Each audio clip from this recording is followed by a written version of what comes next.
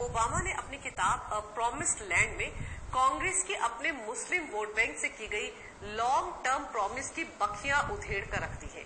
कैसे कांग्रेस ने अपने मुस्लिम वोट बैंक के लिए आतंकवाद के साथ समझौता किया, कैसे आतंकवाद को कभी भी इस्लामिक कट्टरवाद से जोड़कर पेश करने की कांग्रेस ने कोशिश ही नहीं की। मुंबई हमले के तमाम सबूतों को सिर्फ और सिर्फ अपने मुस्लिम वोट बैंक के चलते नकार दिया। कांग्रेस के इस पूरे खेल का ओबामा ने अपनी किताब में न सिर्फ पर्दाफाश किया है, बल्कि उनके निशाने पर कांग्रेस अध्यक्ष सोनिया गांधी है। ओबामा ने अपनी किताब में साफ लिखा है कि कैसे मनमोहन सरकार ने मुस्लिम अपीजमेंट की नीति के चलते मुंबई में हुए सबसे बड़े आतंकवादी हमले तक को नजरअंदाज कर दिया था। 2008 में मुंबई पर हुए अब तक के सबसे बड़े आतंकवादी हमले के लिए जिम्मेदार पाकिस्तान को भारत ने ऐसे क्यों छोड़ दिया? क्यों पाकिस्तान पर हमला नहीं किया गया था?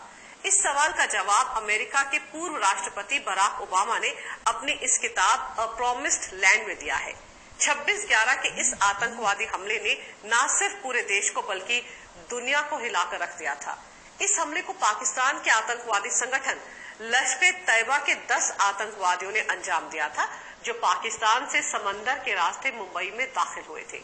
इस हमले में करीब 250 बेगुनाह लोग मारे गए थे, जबकि मुंबई पुलिस, एटीएस और एनएसजी के 11 जवान भी इस हमले में शहीद हुए थे।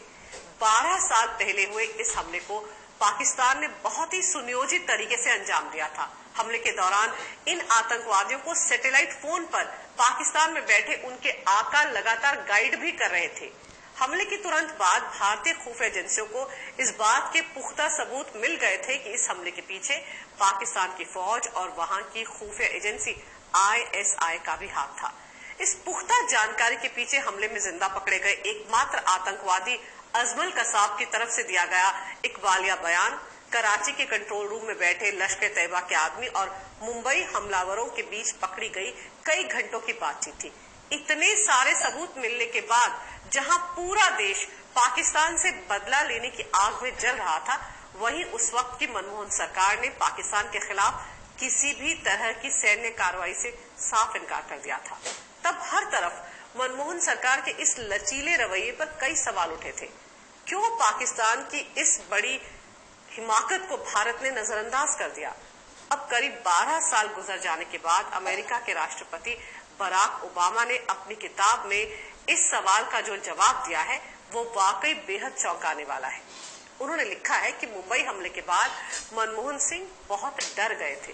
डर इस वजह से नहीं था कि पाकिस्तान भी भारत की तरफ से की गई किसी भी कार्रवाई का पलट कर जवाब दे सकता है, बल्कि डर इस वजह से था कि अगर भारत इस तरह की कार्रवाई को अंजाम देता है तो कहीं कांग्रेस का मुस्लिम वोट बैंक उसके हाथ से खिसक ना जाए और इस बात का फायदा कहीं कुछ महीने बाद होने वाले लोकसभा चुनाव में बीजेपी ना उठा ले।